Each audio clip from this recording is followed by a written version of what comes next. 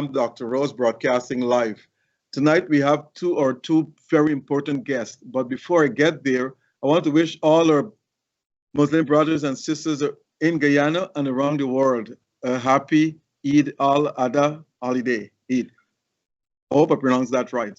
So to all our Muslim brothers and sisters, happy holidays to all of you around the world, in Guyana and around the world. Welcome to Globespan Television once again. And I must say that this program has been made available by Mr. Noir Singh and our technical directors, Mr. Devin Bissoon and Mr. Ryan Gobin. Thanks to them as well. Now, and they are our technical directors, let me put it to them. Now, we can be heard live on YouTube and Facebook. I want to just let our listeners know that the views and opinions expressed tonight by our guests do not reflect those of the staff and management of Globespan Television. Our two guests tonight are the former mayor of Linden, Ms. Monica Arindel, and the former mayor of Georgetown, Mr. Yubraj Narain. Welcome, gentlemen, ladies and gentlemen. Thank you so much. It is an honor to be here.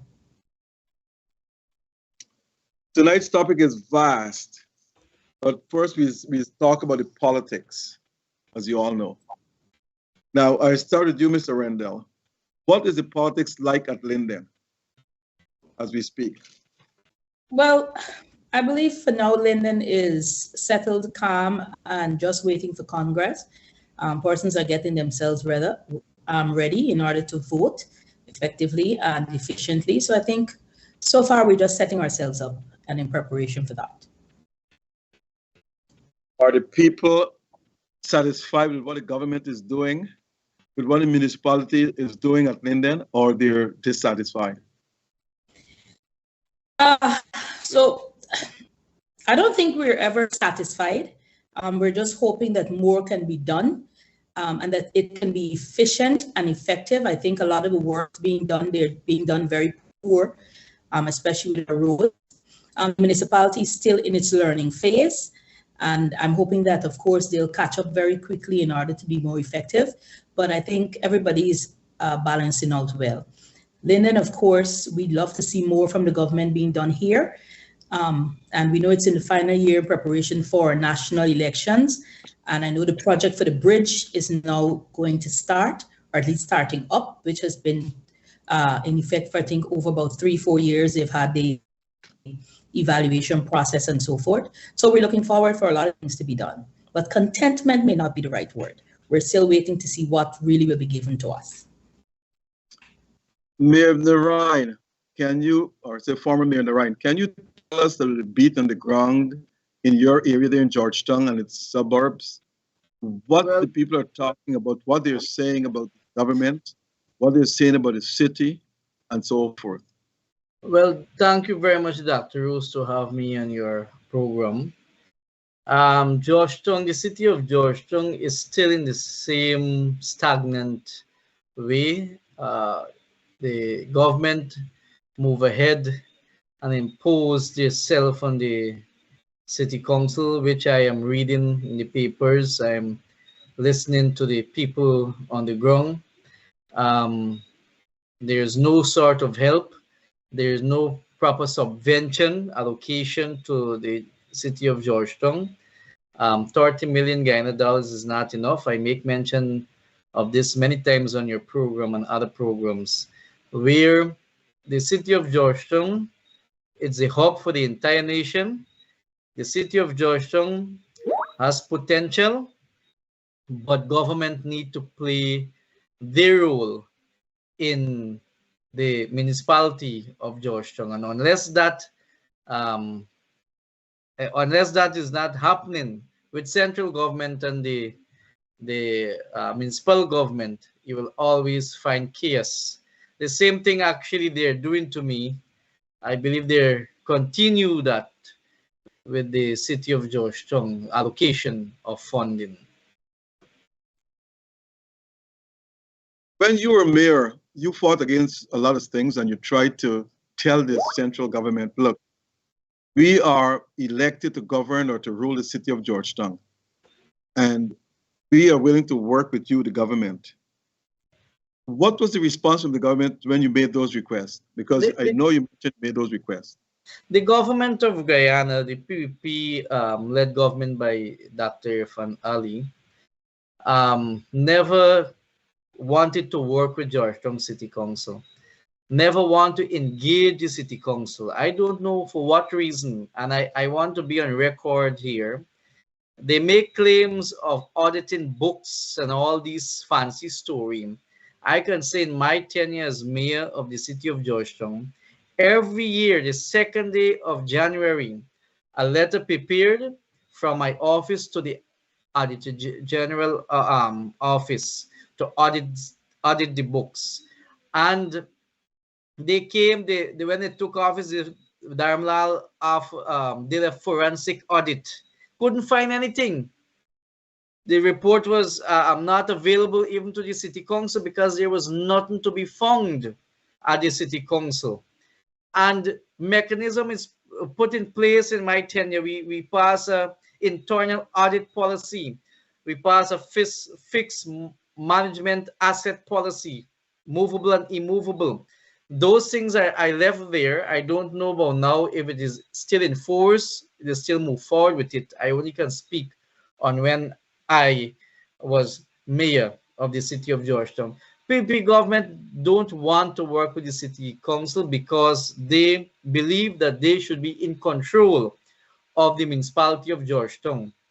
And again, we have seen that in the last local government election where they gained seats in Georgetown, but the APNU gained majority seats in the municipality of Georgetown. And I always believe that if central government played their part in the city, engaging the city council, the city will able to grow, the people will able to develop in the city of Georgetown. Only one set of people benefit in the city of Georgetown, and that is the private sector. I have no fear of saying that. The small businesses or the small man in the common terms, they suffer in the city, and that's why you have vending and all these things, and now they have the court issuing orders to remove vendors, which is, I believe, the city council is reluctant of challenging those orders because there's a bylaws in the 2801 give the authority to the city council through the town clerk for street sellers, and that bylaw is still in existence and still valid. So I'm not saying don't remove vendors. You can put vendors in a proper way, in a neat and orderly way, which I always campaign for, which I did. But it is a lot of work in that area to deal with vending issue. Removing vendors in the city, Dr. Rose and viewers, people may say that it is we get the vendors get the city. Like, no, it is because people is living under poverty. They need to make a meal. They need to send their children to school. They're single mothers, single fathers. People out there is trying to make an honest living. If the government was proper and for the people of this country, through the Ministry of Social Protection, Dr. Vindi should get out there and listen to those vendors who is single mother and single father and able to empower them so that they can be off the street. But there's nothing like that is happening in this government. Mr. Mayor, I must tell you that you have been so explicit on these issues over the years, and now you've been doing it again. But it's a great pleasure to have both of you on this program because the two of you were former mayors of the two largest cities in the country. Some people still believe that New Amsterdam is the second largest city, but it's Linden, overtaken by the population, a rising population in Linden over the years. New Amsterdam was, but Linden has overtaken them. Now, so Mr. Mayor Narayan, what you're telling us that you run an anti-corrupt organization for how many years? Were you there 5 years? 5 years, 5 years. Mr. Rendell, can you say the same of Linden? Were your books audited? And were there anything found to say that Linden is corrupt or not corrupt? Our books were audited every year, to my knowledge. As Mayor Narayan said, a letter was sent, they will come and they will audit. So far, nothing has been found. And so I'd say we're clean and clear. Now, I know there's a lot of developments going on at Linden as we speak. How those developments are taking shape of Linden? It's advancing the country, it's moving it forward. New houses or structures are going up, new roads are being built, and so forth. But the people are welcoming those type of developments at Linden? Yes, Linden has always welcomed development in every form. So there's no issue with the developments that's coming to Linden. How they're coming to Linden, however, is a difficulty in terms of there's no knowledge and still no interaction with the local leaders. There's a lot of work being done without the knowledge of the local leaders. And I guess when you speak with the mayor, you'll be able to get more insight on that. There's lots of things happening. There's development on the riverfront. There've been the breaking down of a wharf that we were told $10 million was spent to build, so that another development is happening along the riverfront. So there is development, but it's coming without, as always, it's coming without discussions. It's coming without how we're going to manage it. And a lot of the persons on these jobs and who've received these projects are not Lindeners. And my belief has always been any developmental project should be able to have the people within those regions and within those towns, the ones benefiting from the development of those projects. But that's something that's not, we're not seeing a lot of it in Linden. So it's more to say, while you see the development has to be more structured, and it has to have a discussion with our local leaders, and we're not seeing that. But President Ali has said that local contractors from the region must be given preference in order to do the construction work as long as they're qualified and have the equipment and so forth. So why is this not being implemented at Linden? I agree with that, but there's so many, I want to try to get the right words. There have been systems put in place that has become difficult even for local people to apply for. And that's one of my concerns. So again, I'm not actively involved in most of it. This is me giving you what I hear when I ask. But a lot of the projects are heavy projects. For example, the riverfront revetment project, the rebuilding of the bridge. Most of that has been given out to larger contractors. But now the onus on the ground is to ensure that those contractors are employing the percentage of Lindeners that should be employed to have the job done. Mayor Narayan, the question I want to ask you, what would you like to see the central government do to help these municipalities, Linden, Georgetown, New Amsterdam, and all the other municipalities that they have no control over? It's being controlled by the APNO or the PNC. What would you like to see the central government do? Dr. Rose, before I answer your question, a young man called me just now who lives in Sophia. The vice president visited Sophia a few weeks ago, took their numbers to give them, promise them contract, some Rafi from the ministry. He been to Minister Deodat Indar and a few of them after that meeting. And he said, Mr. Mayor, people still call me Mr. Mayor. I would never go back to the Minister Deodat Indar.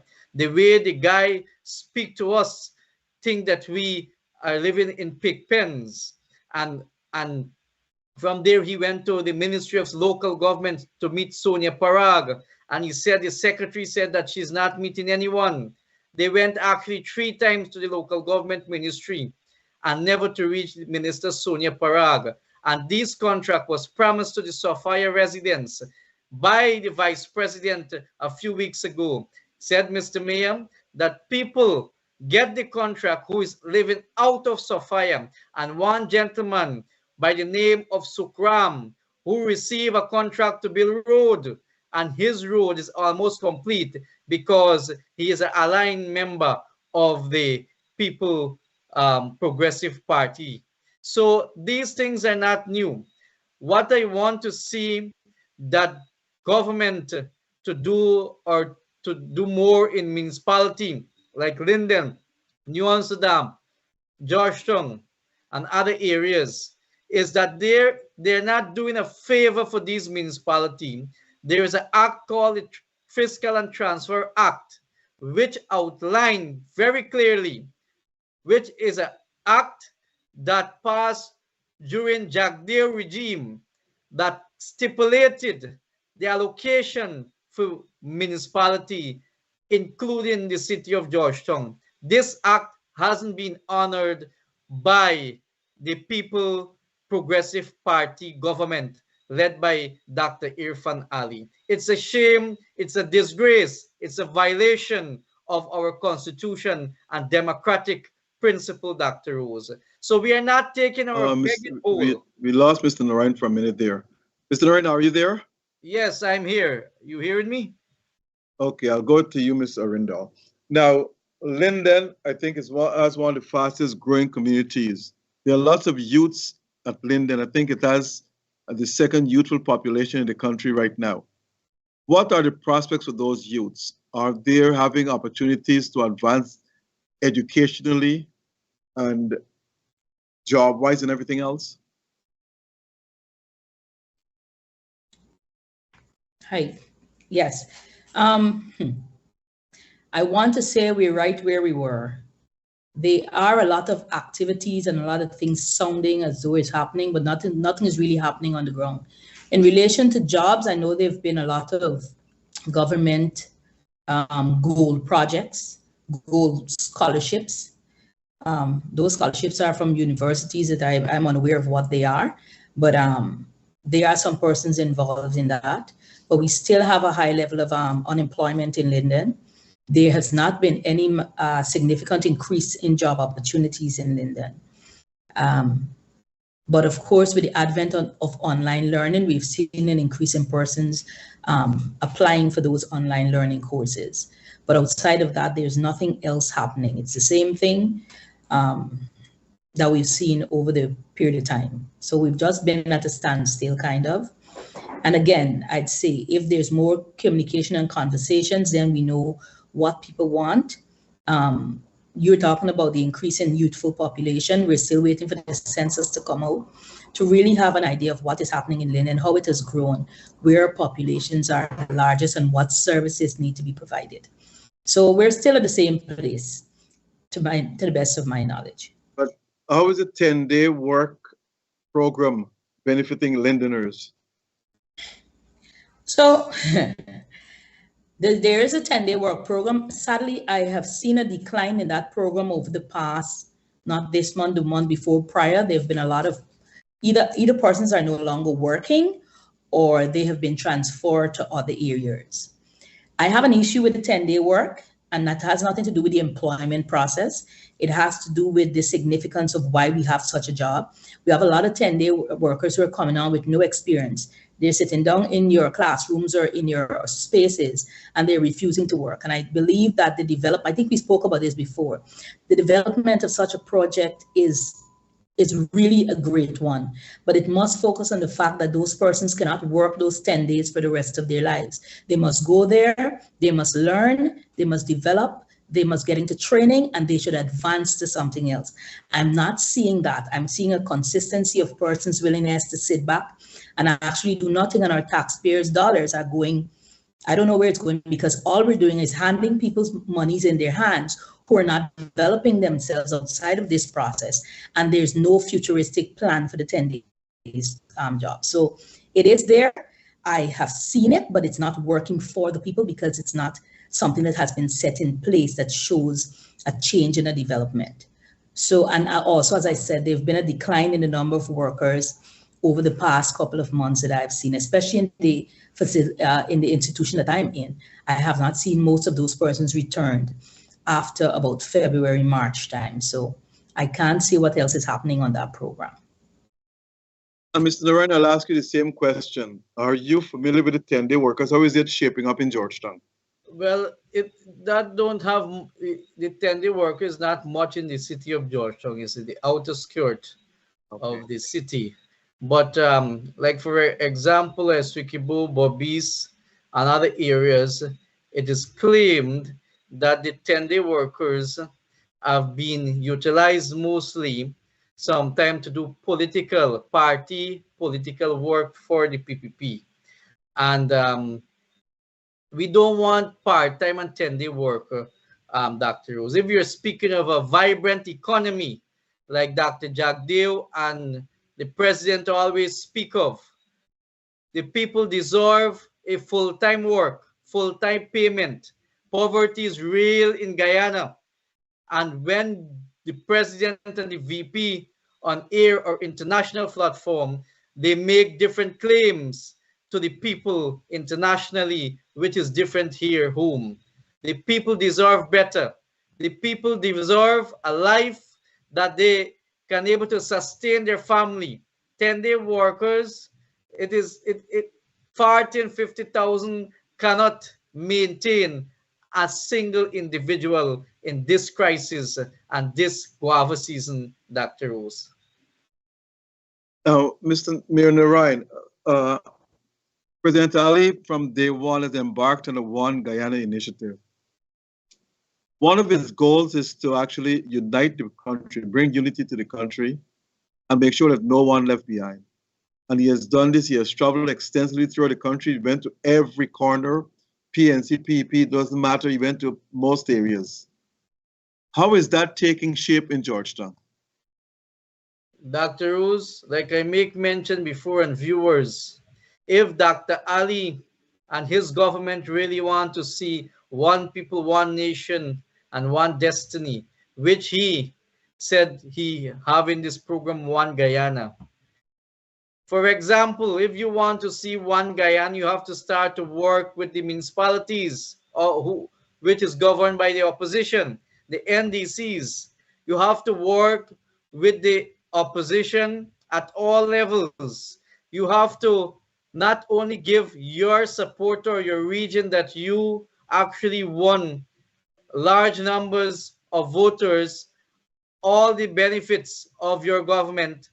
Go, for example, to Buxton. They met with Buxton again, residents in Buxton, who they promised to help. Only a few days they met again with the farmers. They promise again. Go to Leg One, which I recently visited with the plantain chip factory. I make a story out of it. 40-something million Guyana dollars under Ramatar government. That project was executed. Irfan Ali was the Minister of Housing and Tourism at that time. It is there becoming a brothel, Bush taking it over. All of these are wasting of taxpayer money, which these projects can utilize to benefit the people of Leguan Island. The play field in the opposition area, the playfield in the opposition area, or the stronghold in the opposition, haven't seen weeding and development for decades. There are only a few which the minister, I don't know if we have a minister of sports or culture. I don't know if that exists in the PPP government. Yeah, yes, Mr. Charles Ramson. I don't know, because I haven't seen that the ministry under the minister is doing the kind of work they ought to do in a government to empower youths, to empower and develop playgrounds, and bring sports at number one, and bring culture at number one under that ministry. There's a lot of things President Ali promised which he is failing to deliver. I've been to housing last week for collect a farm to help 2 individuals. I spent 40 minutes sitting there to wait on a form. The guy went out the office, in and out there. You cannot get a form. I had to go in and talk to security. I tried to call the PS, but the PS, I guess, was busy because he was a former council of the city council. I know him. Very good man. And these are the kind of things happen. I sit there and listen to people are there since 4:30, 5 o'clock and cannot get through yet with a house lot.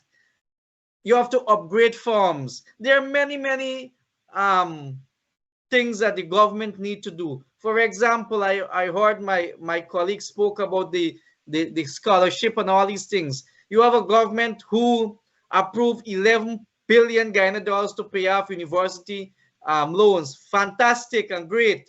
But what happened to the students that given scholarship, where they have to work back 5 years to government?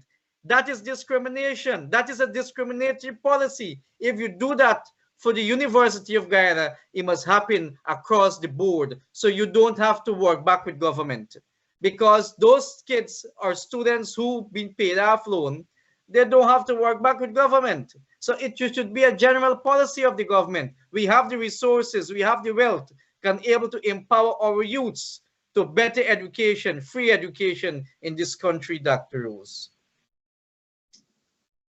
Mayor Rendell, is the same thing with Linden, the playgrounds or the play fields? Are they being taken care of? Are they in situations where youth can go and play and so forth? Or are they being neglected as well? Linden does not have, to my knowledge, an organized play field. And I'm running it in my head as we speak. We're utilizing a school ground right now for football. The Mackenzie Sports Club ground has been hijacked by the government with the intention of having a multi-sporting facility that most likely will no longer be available to the local man for practice. There is a synthetic track that is in the process of being completed. Persons are trained along the roads. Some people are being able to train on the synthetic track. There was a ground once in the Wizrock community that was designated for sports for youth, for an open space and sports, that was given to a PPP comrade who has now occupied that ground, so that community doesn't have a field. Maybe there's one in West Watuka, but there is no developed grounds in Linden that is being taken care of. And I think I want to hinge back on what Mayor Narayan is saying. If we don't work with our local leaders, we're going to be defeating the purpose of what we want to do. Every community is entitled to have an open space. Where it falls and how it falls should be on the mandate of the municipality.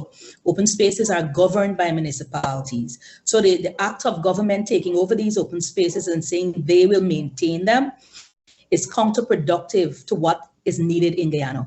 If everybody gives everybody what they're supposed to have, then we have least of these issues. If municipalities are responsible for grounds, then let them do it. While you work, the government has so many other things they can be doing. It's so giving everybody their area to work in makes it easy for all of us.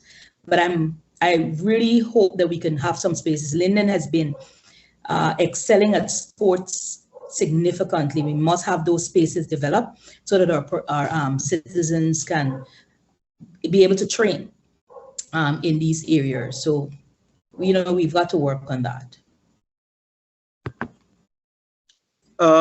Mayor Narayan, you hinted at something. I'll come back to it. The way you said the black contractors from Sophia, they were treated. Are you saying that Mayor Indar is arrogant and Minister Sonia Parag is also arrogant? Of course, I have no apology to make what I have said. I just received a call before I came today, and the young man actually wanted to bust in tears. So I tell him, do your bidding and go through the process. He said, Mr. May, he have done that several times. They came now and promised us, the vice president came and promised us, Minister Indar being there, and they got them up, down, in, out.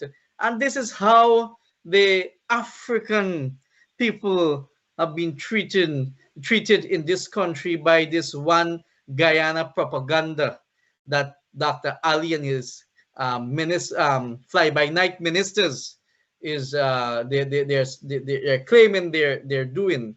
Every Guyanese deserve equal treatment in this country. And if sorry I don't have the information to give you, Dr. Rose, but I can send you on WhatsApp maybe tomorrow. The contracts, the allocation of contracts on these major projects.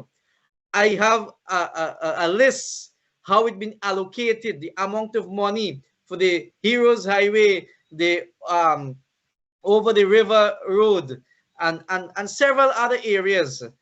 It can show you it gone to the Trinidad companies, Trinidad in East Indian companies, it gone to Indo-Guyanese contractor, not one of African descent Guyanese receive one of those major contracts. This is nonsense in this country, and we have to fight it. This cannot continue, Dr. Rose, because if this so to continue, only 10% of the people of this country will receive the oil wealth or the oil resources that we have. They will benefit from it. We cannot stick this nonsense. We cannot give in to this kind of behavior of any government. We have to fight the government to give our people equally. Now, Mayor Rendell, you left office, what, about a year ago? There has to be some progress at Linden. Can you highlight any since you left? I cannot speak to any since I've left. That's me. Personally cannot speak to any since I've left. And as I said, taking up a role as a council and as a new mayor, it does take some time to get the hang of what's happening on the ground. And I think our mayors and our councillors are finding their way. They've had a lot of setbacks, especially with the sitting government also. There've been a lot of setbacks that might have been the cause for them not being able to accomplish the goals that have been set before them. So for now, based on what I've seen, there have been nothing new that has been done so far, but I'm sure they're working towards that. And Lorraine, I'll ask you the same question.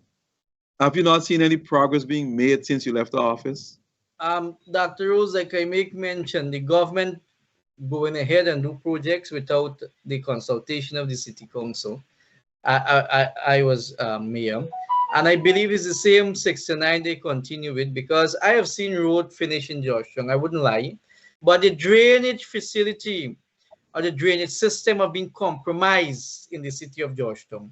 I've made mention of this when I was in office and even out of office.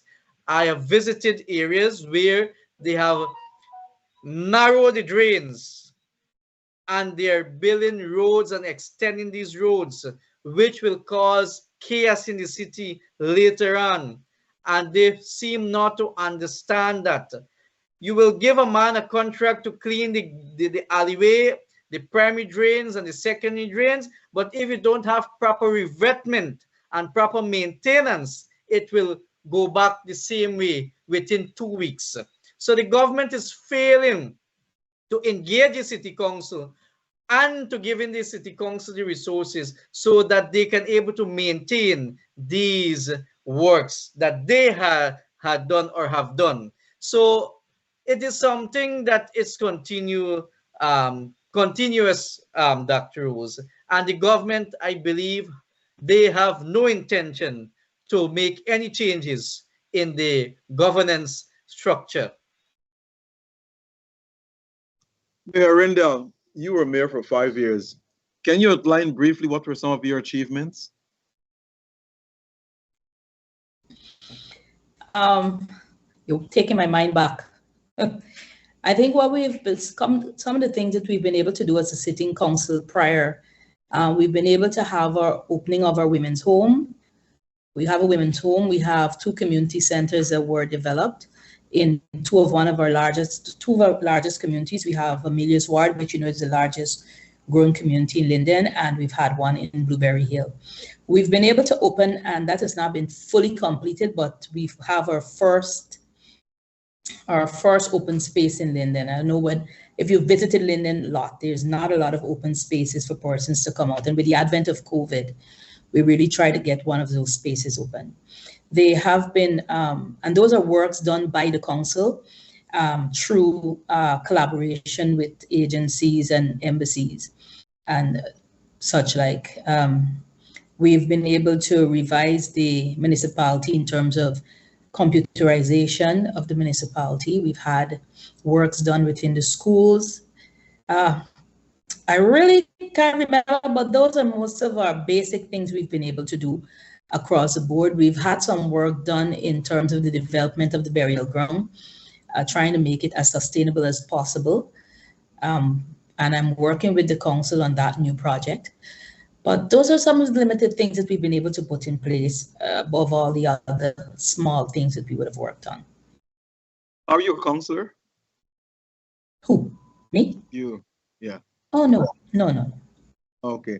Now, the Women's House, what's that all about? Can you explain to our listeners what's the purpose of the Women's House? So we've built a women's home for women who are facing abuse.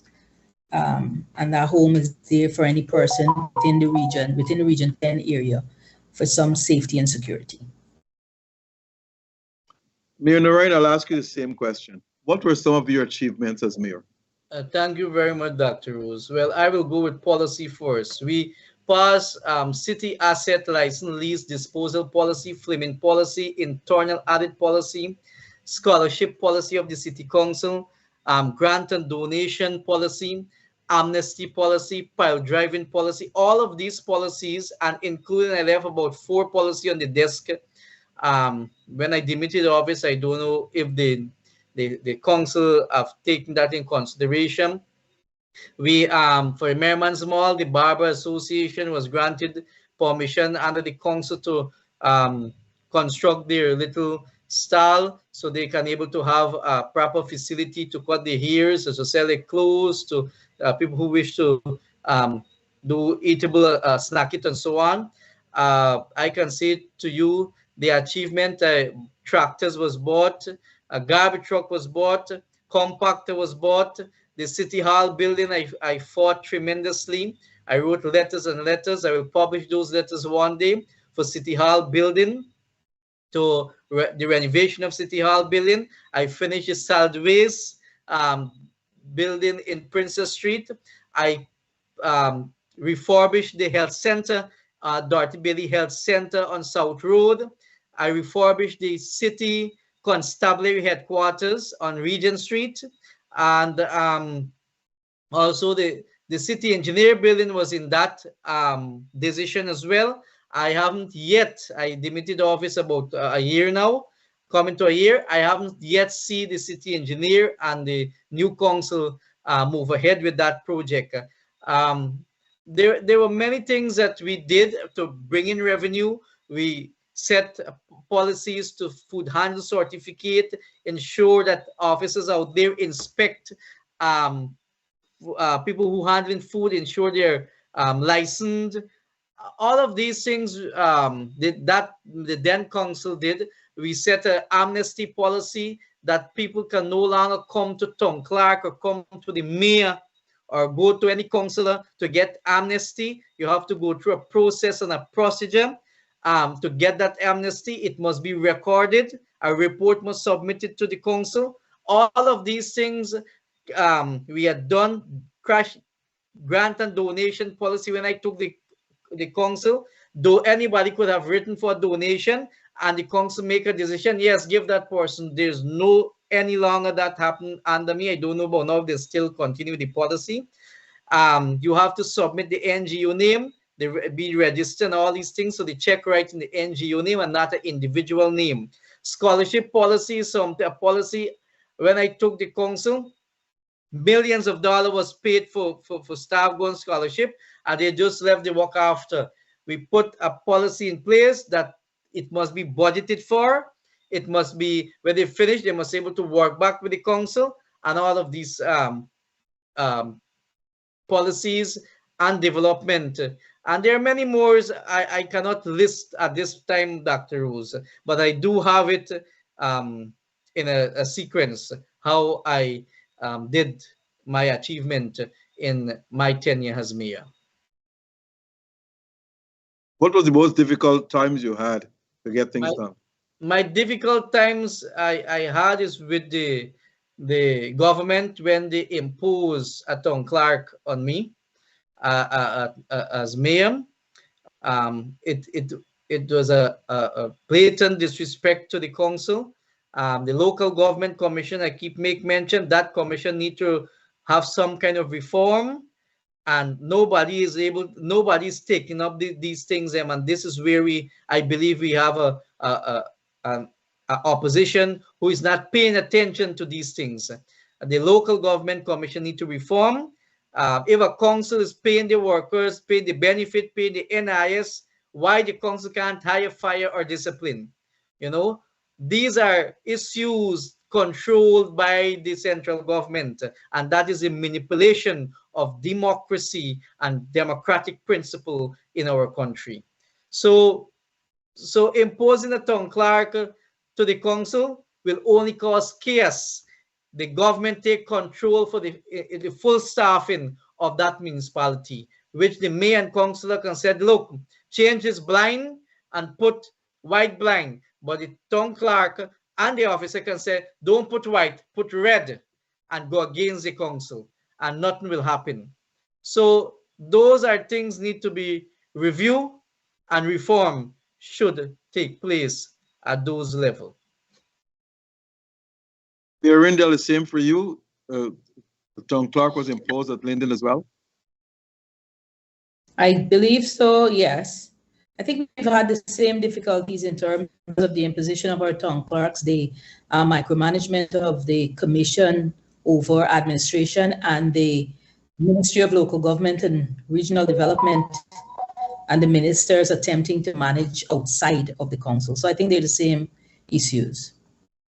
But I must make mention, Dr. Rose, the Local Government Commission expired the 12th of April 2024, and today is the 17th day of June 2024, and a Local Government Commission is not formed or in existence. So I wanted to know how these people obtain their leave, how they get the approval of certain things, because the Local Government Commission does all of these things. So that again is coming from 4th Street, Kingston, directing the Secretariat of the Local Government Commission if there's no functioning commission. And these are things that people need to understand in a democratic country. And we operate as dictators. The government operates as dictators, you know, call the Secretariat of the Local Government Commission and instruct the Secretariat, do this, do that. And we are not saying anything on these things. I haven't seen the opposition make mention of these things as yet. Why? And let me go further. Only yesterday, a gentleman met me on the road and said to me, the Guyana Lands and Survey Board hasn't formed since 2020. Hasn't formed since 2020. And nobody speak on these things, Dr. Rose. The Lands and Survey Commission operating with the direction or the directive of the Attorney General and the Office of the President, because there's no members of that board have sworn to take up the responsibility. Okay, now I'll move on to the PNCR Congress. It's on between the 28th and the 30th, which is a couple of weeks from now. Are any one of you delegates to that conference? I believe I am. I'm a delegate. What about you, Mr. Narayan? Yes, I'm a delegate. Now, I got some questions from our viewers here. They say that Mr. Norton has been a failed leader, and this is not coming from me. It's coming from one of our viewers. He has not done that well. He has not opposed the government strong enough, and it's a she. She thinks that he should not be the leader. But from what I'm seeing and hearing from the news, he has garnered most of the nominations. So chances are he will become the leader again. Mr. Narayan, in your view, what that borders for the party? Dr. Rose, party business is something I wish sometime not to discuss. But as you make mention that question, as leaders, we do have to answer questions. We have to be accountable to the people out there if we want to lead this country, if we want to lead them, if we want to bring them out of poverty, and if we want to take them down a road where they can have a better life, we must and we shall ensure that they have answers to their questions. Nomination, there are a lot of things surrounding nomination, and I had that issue with my group, and I would not, nomination actually don't win votes. It's the delegates has to go there and vote. I believe the leader, which is my leader, and due respect, I have great respect for him. I believe he has the institutional knowledge of the People's National Congress reform, but what was promised to people like myself who supported the leadership of Aubrey Norton in 2021, I haven't seen any changes in those promises, no fulfillment of those promises. You promised to hold government accountable, and we as delegates and financial member of the People's National Congress reform, we must be able to hold our leader also accountable when they are slipping, so that they can able to come on track again. I believe that Mr. Norton, he's a gentleman. He served his time, and I believe that young people like Royce Elford, people like Amanza, and so on, should take the floor to give that kind of vibes to move forward this party and country. I haven't benefit, my group haven't benefit of any changes. We are still the same way. And this is what I ask my colleagues. Tell me one thing that you benefit. Tell me how you can sit in a chair and tell your people that the only solution for your problem is that we have to win government. Dr. Rose, I don't believe in that.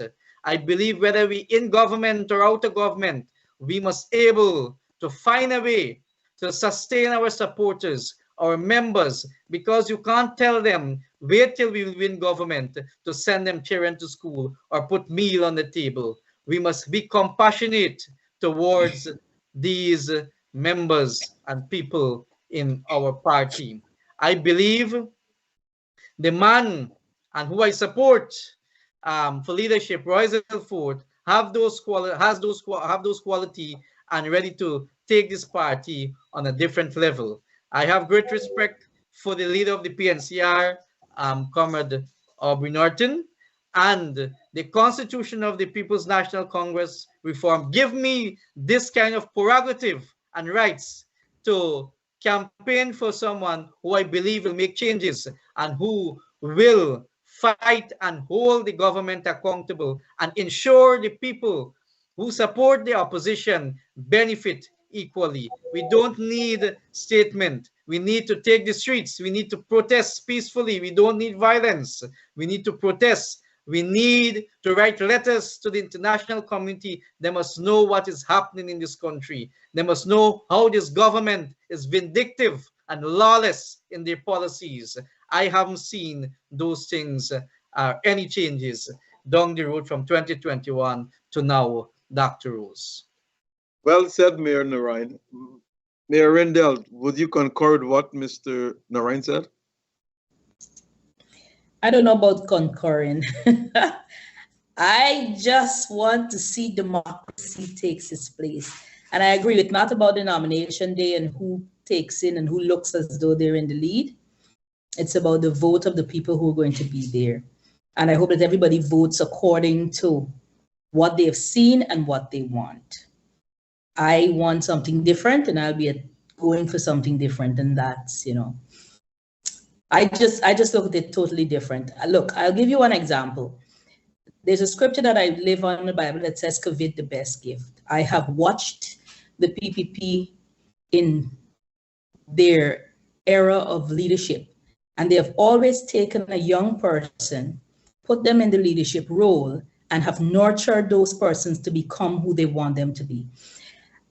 I am sure there are older people in the PPP who wanted to be the president, who wanted to be at the helm of, but they understood the goal of nurturing and training and having somebody who can reach to the people. And I believe that a younger person can do it. And this is not because I am deemed younger. This is because I believe that it's time we train people for the next generation.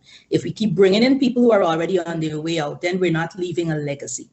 And we have young, vibrant people who are running in this party, people that are trainable, people that are teachable, and people with the knowledge and the expertise to expand. So for me, Amanza is my go-to. She has shown, and I've seen people said she's not leadership quality. When our president, or when our sitting president now went in there, it wasn't leadership quality. When Jagdeo took over, it wasn't leadership quality, but what they did, the people beneath who knew how to do what they do, they trained them. They made them who they're supposed to become. And I think it's time our party pick up on that. Let us train our young people to become who we want them to become. And let us work with them from beneath. I'm more of a supporter. I don't like the front line in leadership, but I'd support from the back, and I'll give and I'll find and I'll work. And we need to find those group of people who've been in the party long enough, who knows the strengths and weaknesses, if they do, about how politics run. And let us develop our young people. We have Royce Ford, we have Amanza. I think those are the two youngest I've seen on that list, running with some others. Let us push those people up. And of course, as a party, we need to ask, what are the people asking for? What is Guyana asking for? Who are they asking for to be their next leader? So we've got to get on the ground. We've got to find out who they are. And then we've got to manage as a party to give the people of Guyana what they want. If democracy says that Mr. Norton is who they want, then hey, I support democracy. But if it says the people are looking for somebody younger, then we as a party have got to come together and support that. So democracy for me, all the way. Now, Dr. Rose, before you go to the next question, if you permit me, sir. Go ahead. I want to say this much. I want to concur with my colleague on certain things. But let me say this. You know, when Jagdeo took office, he was young. And Janet Jagan made that decision and sideline majority, including Moses Nagamutu, if people know history of this country. And Jagdeo today, being in opposition 5 years and was able to take back the PPP to government after that 5 years. So I want to say to people out there, we don't want to push away Comrade Orbie Norton. Or Comrade Orbie Norton, and my leader, I respect, should be one of the individual who should nurture the young set of generation, right, to come up in this party, to lead Forbes Burnham legacy, the founder leader, and let us work together to unseat the PPPC. It is not happening, Dr. Rose. The process and procedure outlined in the PNC Constitution must be followed at every Congress. And these are things actually left me shocked. Comrade Orbie Norton make mention of last mishap during the past Hoyt and Corbyn time. Today you have an opportunity to change certain things. Why not do it? And that is what we young people want. We want to see leader. We must be able to hold our leader accountable. We must not hold the PPP alone accountable. We want to see democracy in our party. When we said GCOM must have a new list and must follow the laws, we expect the same thing must happen to our party. So my party constitution and the PNC stand resolute, and I would always hold that to my heart. But we as leaders need to take responsibility to correct the wrong that had done in the past and show that kind of leadership qualities. And there are many other things that are happening. But I believe that the party need a new set of people which can be nurtured by the current leadership, behind doors and the elders of this party. The PNC party is a mighty party, the most democratic party in this country. To principle and policies, we don't need any kind of undemocratic principle and mishap in our party. I want to say this to all our listeners. We have two delegates here tonight. One is supporting Mr. Roysdale Ford, and the other delegate is supporting Ms. Desir, which is your democratic right to support whosoever you want to support. But you know, there's always vindictiveness with leadership in these parties, that if they should go about and win the leadership and you did not support them, then obviously they will try to ostracize you. Are you guys aware of that? And that could be coming if Mr. Norton should win. Oh, I'm not saying he will quit, but I'm saying if. It happens all the time. That is visible, Dr. Rose. That is visible. So I wouldn't make Fully mention of it visible.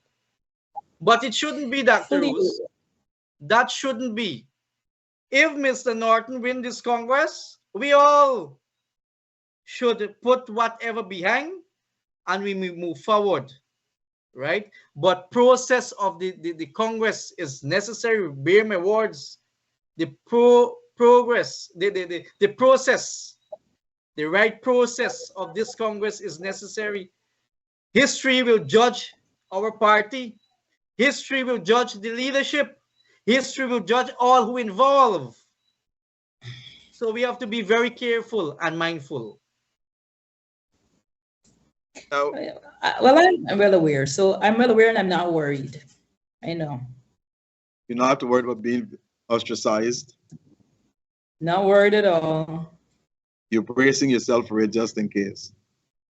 Oh, it's not bracing myself. I have been an individual who supports and manages myself. I am no party, has no control over my thought patterns or what I do. And as such, we have a right to, and I'll vote where I'd like to vote. What I do hope is that my name does not come off of the list before the election day because I've chosen someone else. I'd like to turn up to vote. And then we move from there. And I share this. I share the same sentiment with my colleague. Nobody cannot control me, and I work on principle and I work with the constitution of my party. I want our listeners to know, and I want you all to know, and I want all the hierarchy of the both parties, the PNC and the PEP, to know this. There's a major difference between the PNC and the PEP in terms of leadership. And I'll tell you what, and you said it, Mayor Narayan, when they choose Vice President President Barra Jagdeo to become the president, he was nurtured by Janet Jagan. Barnum died in office, Hoyt Jagan died in office, so they had no opportunity to nurture anyone. Hoyt, when he was leader of the party, he lost. He remained leader of the party all the way through until his death, if I'm not mistaken. But Jagdeo lost the election in 2015. He stayed on as leader. Okay? Corbyn was not going to become the presidential candidate in 2015. Corbyn disappeared.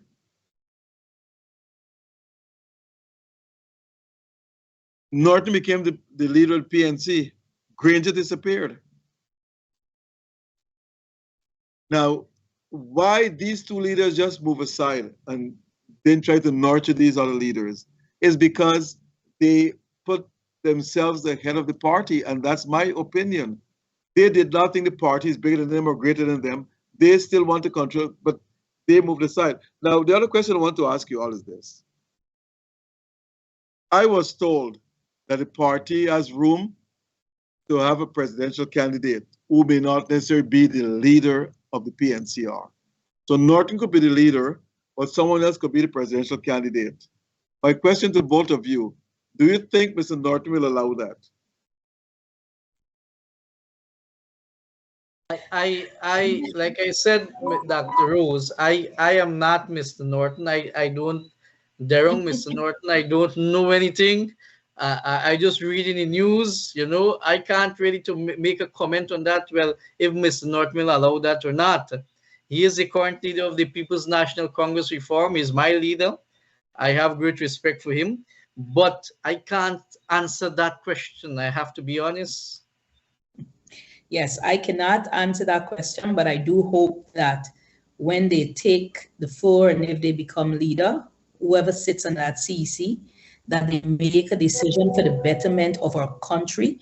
When the coalition said the betterment of the country, the betterment of the people, and not of a person. But I can't say. Let me rephrase the question. Given the current leadership of the PNC right now, do you think it will be better to have a separate leader for the presidential candidacy? Well, that answer will be yes, Dr. Roos. But I have heard that Mr. Norton make mention of a consensus can happen. You can have someone which you make mention who is not the leader. Can you know, a consensus can happen that someone else be the leader. So that is all I know. But would you support that type of structure? I will support it as long as a young, vibrant individual who can take us in government. The presidential candidate, Dr. Rose, is not a show. It's something that you have to pull votes from all ethnicity. Your policies, everything has to be outlined to the people of this country. Very clear, especially the young voters. So it's a very, very important decision, and it's also in the next one, it's a very critical situation where that individual have to be that charisma person and able to outline the policies and everything what they intend to do when they gain power to the seat of president of Guyana. I think I don't know much. Yeah, I want to be fair because I don't know much about the internal workings of the party, but I do think that this might be a coalition discussion. I don't know what happens. Doesn't the coalition come together to choose who will be the sitting president and vice president, especially if we're going into an election together? And I'm hoping if that is so that everybody put their heads to the ground and choose wisely. Well, Mayor Narayana, I heard you were being touted as a prime ministerial candidate. Dr. Rose,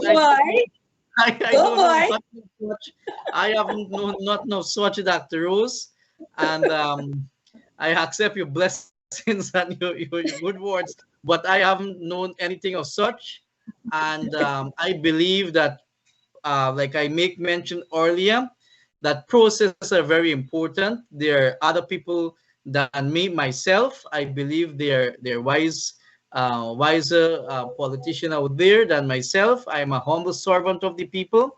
I will struggle behind the people. I will fight for them, and I will do everything to ensure that the people of this country receive a fair share of all the resources.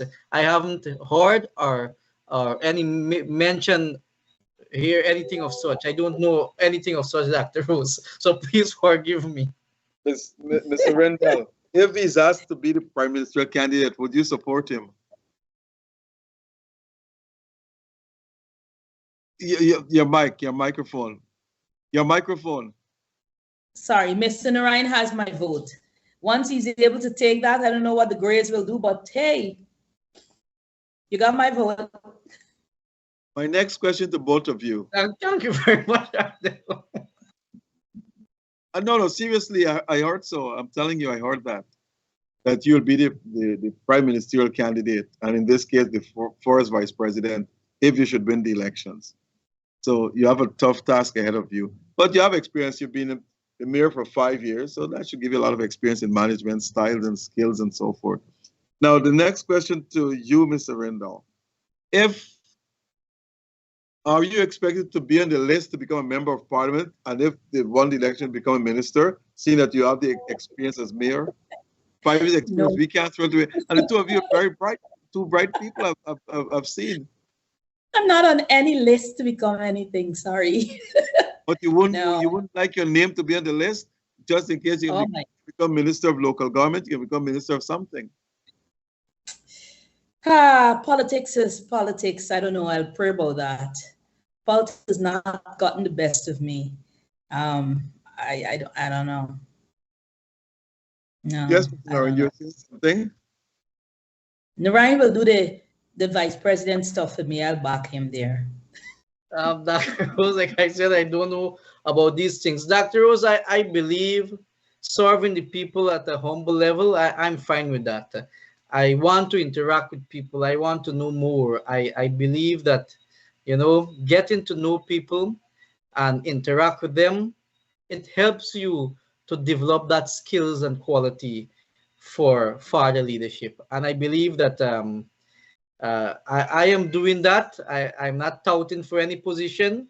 I have been out of office of the mayor almost a year. I haven't held a seat in any commission, in any political, in my own political party. I'm just a humble servant, and I'm still continue to reach out to communities. I still offer my help. I'm good with that. I'm fine with that. I just want to be humble. Do you think the PNC could win the next election? I definitely believe the PNC or the coalition can beat the PPP. And that again comes with the candidate for the presidency. And here why I say that, Dr. Rose. The census, they had done a census in this country under this government and cannot release it as yet. You know why? There are thousands of Guyanese who migrated from this country. Thousands of Guyanese migrated. And I can say this much to you. You have the immigrants, the Venezuelans and so on come here. They have given people birth certificate, false paper producing to get birth certificates so that they can get citizenship and they can get ID card and so on to vote in the upcoming election. The census is important for the Guyanese population. Release the census. The government should release the census. Let me know exactly what took place at the census. Why do you think They're not releasing it. Why do you think the government has not released it? I don't know, and it concludes to me that many Guyanese have been migrated from this country for the past 5 years. You mean Indo-Guyanese? Indo-Guyanese, I'm speaking of. Indo-Guyanese. So when the vice president and the president make mention of giving citizenship and they don't have an account or data for the immigrants in this country, it tells you a different story as well. And that is what have been questioned by Amanza as well. The data of immigrants, Venezuelans, Cubans, Brazilians, and all of them are coming here. They're getting citizenship. Where is the data? And myself and Joel Bagwandin had a heated argument on this on Freddie Kissoon show, because you cannot come to a conclusion dealing with the GCOM list, currently, how you remove the dead people, how the new people goes on the list. There's a process, right? And that is not clear even with GCOM and the registry, and coming back to the Ministry of Home Affairs, which the government controlled. So the census is important. Where's the report? Release it to us. Let us see. Both of you are bright young stars coming up in the PNC. Mr. Rendell, tell me, do you think the PNC can win the next election? The PNC will win the next election. We'll win it, okay. We'll win the next election. What I'd like to encourage is that I found that a lot of our voters like to stay home if they feel as though they're disenfranchised, they didn't get what they want, they have all these things happening. We have got to get up and come out and vote. I found in the PPP, even if people don't agree with the presidential candidate, they get up and they vote for their party. We need to do that on the PNCA, How you think? PNUAFC. What would you do to get them? What would you do to get them out to come and vote? I think the first thing is, for me, knowledge is power. We need to get our manifesto out there. I know that it started. We need to get our manifesto out there. Let's tell our people what we're going to do. Let's not worry about what the others did and all of that. Let's talk to our people about what we're going to do for them. When we get in there, what can we do? And like Mayor Ryan said earlier, what were we doing while we were in opposition? We should have been foot on the ground, boots on the ground, stockings on the ground, everybody on the ground in every aspect to ensure that we oppose or we fought against things that were not working for the people.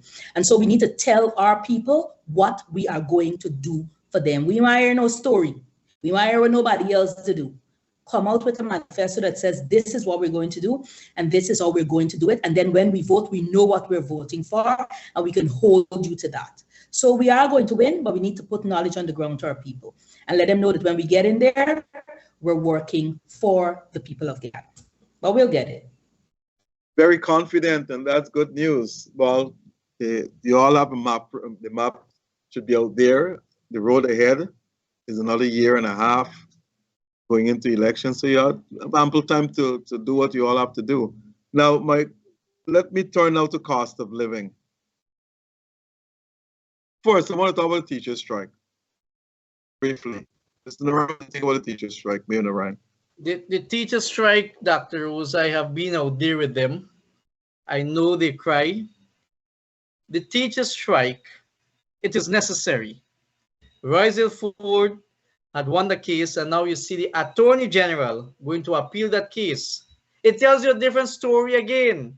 If you have a government against its own people, it's not a government for the people. It's a government against the people and against the public servants. The teachers deserve a better wages, salary, and working condition in this country. Priya Manichan, the Minister of Education, who I had great respect for and regards, but not anymore because the way she treated those teachers. Teachers is the one who mold the society and mold this nation. How you can disregard. Bharat Jagdev and Irfan Ali stood up in Parliament when they were in opposition and said to the government APNU, they hope that the Guyana Public Service Union will bargain for 50% increase of salary. That was a budget debate. You are in the seat now. How you are not giving the teachers what they rightly deserve? They promised it when they were campaigning in 2020. And this is the hypocrisy of the People Progressive Party. The hypocrisy behavior, pathological liars that they are. The teachers, Dr. Rose, cannot continue in this manner. They are making sacrifice every day for hundreds of students. They have a family as well. I saw yesterday, Medium, the Minister of Education went and posted up that they're building quarters or home for teachers. Teachers don't need to live in government house. Teachers want a nice house, like how Minister Manichan and the ministers live in. But you know what? My children go to private school. The minister children go to private school. But I've been to public school throughout my life. I know the struggle out there. Teachers, and I will continue to advocate, teachers deserve a better salary, wages, and they also deserve better working condition under this government. The government promised these things, Dr. Rose. Why not deliver it? Now you hear that Jack Dale came out, said that he will give parents $700,000 from e-education. I didn't read much about it. But that again is a hypocrisy on policies of the PPP administration. The same 700,000, you can able to increase the teacher salary and able to take care of a child that born to the age of 16 until they finish secondary school. We have the resource to do these things. And let me go further, Dr. Rose. There's a 1970 budget, 1970 plan of Linden Forbes Samson Bonham that left for this country to know, but people don't know about it, with all this development and all this thing that happening in this country. It is Forbes Bonham vision. I have it. I can share it with you, Dr. Rose. I recently scanned it so that I can able to save it on a flash. I can send you it. All the bridges, all the roads, all these fancy projects that PPP is doing. It is in the 1970 plan of Linden Forbes Samson Bonham. Mr. Rendell, I was made to understand that you were a former teacher before you became mayor. What have you to say about teacher strike? I have always been a teacher, and I am still a teacher. So I'm going to be very brief about this. I have a problem with disrespect. And I feel that the government has become very disrespectful. And it's not just that teachers need a raise in salary. Every public servant in this country needs a raise in salary. When you look at the cost of living, the exchange for the American dollar, you don't have to ask. And it's sad that a plan was not set in place for any sitting government who will sit for 5 years and not think of how they will strategically increase the wages and salary for public servants. And I'll give you an example. Teachers do far beyond their means. Teachers now have internet in their classrooms. We feed children daily because children are coming to school hungry. Hungry children can't learn. Teachers are providing services throughout the day.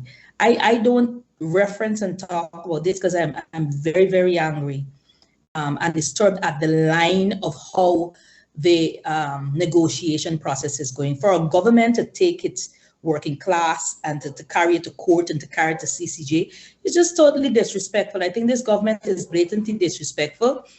And it's either they know they're not going back in government, so they say to hell with everybody, we'll do whatever we want, or they have their own plan in place. But it's not just about teachers anymore, it's about every public servant. I don't know why the Guyana Public Service Union has not yet joined the teachers. Everybody should join the teachers in this battle as we have right now for increased wages and salaries. My problem, however, Dr. Rose, is the fact that I do believe that the government has no control over the marketing system. I don't know much about business, but I realize every time there's an increase in wages and salary, the prices go up automatically across the country. Transportation, food, everything goes up.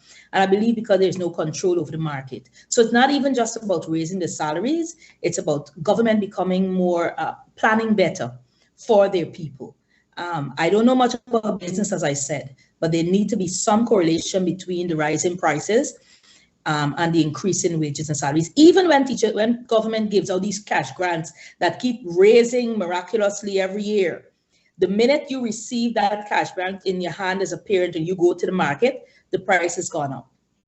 So there has to be some correlation. There have to be somebody in government that's studying this and needs to put something in place, because we're going to forever have the issue of salaries going up, but cost of living is going up as fast as and twice as. So for me, again, this is a very disrespectful move by this government, and I hope that everybody across this country is watching, they're learning, and they're understanding. And I hope people are willing to stand up, because maybe the fight is at our door as teachers today, but it's going to come to somebody else's door. And if you stand up in this disrespect and you side with the government in this disrespect, your time is going to come. And when that time comes, you're going to want us to stand with you. So I call on all people to stand with this. I want to add, Dr. Rose, a little, with your permission. Inflation in this country it's a huge thing every single day. Now, when the PPP took office, they removed VAT from all building materials. I want to say that with my little knowledge, VAT should be removed from all eatable items in this country. All eatable items. VAT should remove completely from it. It will give the people a better way they can able to sustain their family. I've been to Region 1, Region 2, and several parts of this country, including Georgetown, where people is only cooking one meal per a day, and that's dinner, because they don't want to see the children go to bed hungry. If you remove VAT from eatable items and grocery, we will able to sustain ourselves better. Building material is something, they did something great there, remove VAT from building material. But what about food items? The inflation is actually going up every day, is happening every day. So VAT should be removed from eatable and food items. If you go to buy a tub of butter, there is VAT, 14%. If you go to buy a pack of flour, there is VAT. If you go to buy a biscuit, there is VAT. VAT should be removed from food items in this country. I will say, as someone who has a degree in economics, is to say that, look, it is not, it is partially true that higher wages will give a rise to cost of living, but it's not 100% that is. I can call a number of countries that give higher wages to their employees and the cost of living remain very, very low because they have something called price control. Governments must have price control on certain items, but most governments don't because they don't have the type of personnel to maintain price control. But higher wages it is not solely responsible for inflation because look in the United States, people who got higher wages and look at the cost of living. Look in Guyana, the average wage they give over the years is 5, 6, 7, 8, 9, 10%. Why cost of living rise 5 years ago, 4 years ago, 3 years ago? Why it's up now? And the wages they're giving now is 8 or 9 or 10%. So it is not true. In any way, we actually coming to the end of the program. But Mr. Mir Narayan, I want to ask you this question. It said the PNC is a truly democratic party in this country. But in 2020, after the results were announced, after the election, the 5 months, what the PNC did, you tell me, is still the only democratic party in the country? Dr. Rose, the 2020 election, I'm speaking of internal, the internal, okay. Party, okay. the PNC internal party. There's a constitution, how we elect the leader, how we do a lot of things. It's different, totally different from the PPP. But okay. if you want to head down 2020 road, that is a long, I believe that is a whole night by itself, a whole 2 hours. I'm willing to take up the challenge. I have no problem. Maybe at another time. But your candidate is complaining now that there's no transparency in the election and he suspects rigging is going on. Well, we indeed, I'm a part of his team, and we indeed wrote about 11 letters for the past weeks, and we haven't received any response to those letters. I don't know what is going on. I don't know where is the accreditation committee, who is the head of the accreditation committee. This is what I've known. This is the 4th Congress I will be around. When you have an accreditation committee, you have members from all the contestants who are running for leadership be on that committee, and then you got co-members as well, and CC, the CC, the Central Executive Committee, meet actually very often to get reports from those committees and to move forward the process in a transparent manner. I believe the team Roysdale had written several letters, and we yet to get response to those letters. So there's something undermining the elections then. So it's not wholly a democratic process going on. Well, I can't really say, Dr. Rose. I stand resolute to my party constitution. The constitution of my party should be functioned 100%, whether this Congress, future Congress, the constitution is there. If we wish to make amendment, we have to do that at the Congress or General Council to make amendments. But as I know for a fact that those sections and rules in that constitution must be followed by any leader, whoever so, and the right thing must happen at any Congress. I got a question from our viewer, but I don't know if it's true or not. But you do not have to elaborate much on it. He's asked me to ask you, were you given a job by the PP to become ambassador to India? High Commissioner is. Dr. Rose, there are many things surrounding You that. don't have to answer it, but There are I many just. things surrounding that. I would Okay, not go down that. well, okay, I agree with you. Now, we're coming to the end of the program. Mr. Rendell, your closing statements? So it truly is always an honor to be on this program. um, Closing statements. We are moving into a year ending and into our election. I would like to encourage the people of Guyana to choose wisely. The people we choose to lead us should lead us with respect, and they should lead us as though they are servants of the people. I always say the higher you go in office, the greater you are a servant to the people. So when we're going into elections, let's think, look, politics is mixed up. Politics is creepy at times, and politics has its way of doing all kinds of things. But we've got to look at the parties before us, and we've got to choose wisely. We've got to choose a party that we know will stand for their people, will represent their people, and will provide efficient and effective service to their people. So I want to encourage all of Guyana as we prepare for election in 2025. I do hope that the opposition is going to be standing up to ensure that that new census is out, it's vetted, and we're going with a clean list. That's the first thing. And once that is done, I encourage all of Guyana to show up. Show up and vote for who you believe will lead your country into the vision that you want it to be. For me, of course, it's APNUAFC. Because I have seen that they have the ability to take us out. They have the ability to serve the people. They are a government that listens and responds. And so that's me. But I encourage all persons to get up, especially my African brothers and sisters. Let's not stay home and say, whoever takes the vote, I still got to live. Let us get up and make sure our vote is counted, and make sure that when our vote is counted, we hold our government responsible. So, of course, happy Eid to all of those persons who are celebrating this. And truly, thank you, Doctor, for having me on the program tonight. You're most welcome. Mr. Mir Narayan? Thank you very much, Dr. Rose, also to have me on your program. Eid Mubarak to my Muslim brothers and sisters on this festival this celebrated today. I want to say, Dr. Rose, that we have a lot of work to do as an opposition from now to next year. It's limited time.